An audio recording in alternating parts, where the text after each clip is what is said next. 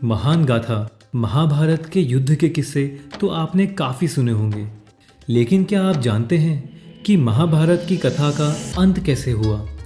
युद्ध के बाद पांडवों का क्या हुआ? और सबसे बड़ा सवाल कि श्री कृष्ण का क्या हुआ?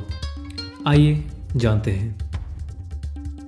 महाभारत के युद्ध के बाद युधिष्ठिर को हस्तिनापुर का राजा बनाया गया, लेकिन कौरवों की माँ गंधारी ने महाभारत के युद्ध के लिए श्री कृष्ण को दोषी ठहराते हुए उन्हें श्राप दिया कि जिस तरह कौरवों के वंश का नाश हुआ है, ठीक उसी तरह यदुवंश का भी नाश होगा। पांडवों ने 36 साल तक हस्तिनापुर पर राज किया और समय के साथ साथ गंधारी का श्राप भी असर दिखाने लगा।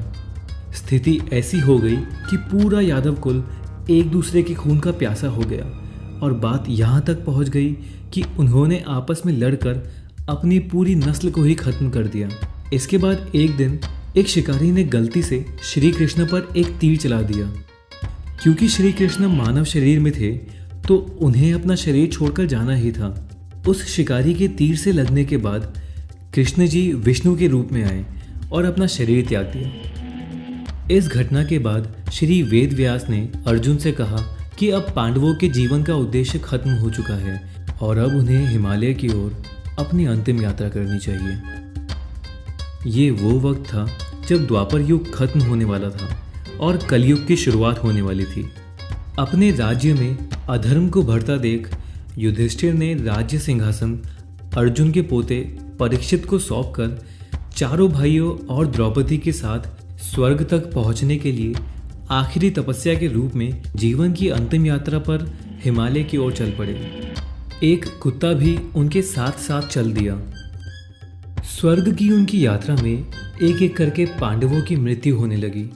सबसे पहले द्रौपदी की मृत्यु हुई और फिर एक एक करके सहदेव, नकुल, अर्जुन और भीम का भी अंत हो गया।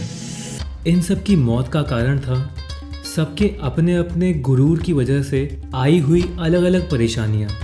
सिर्फ युधिष्ठिर, जिसने कभी भी गुरूर नहीं किया, कुत्ते के साथ हिमालय के पार स्वर्ग के दरवाजे तक पहुंच सका।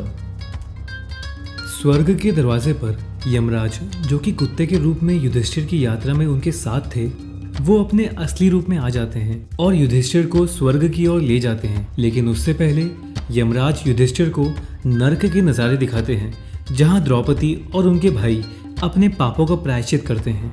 लेकिन बाद में इंद्रदेव के कहने पर चारों पांडव और द्रौपदी अपने कर्मों की सजा भुगत कर युधिष्ठिर से स्वर्ग में मिल जाते हैं।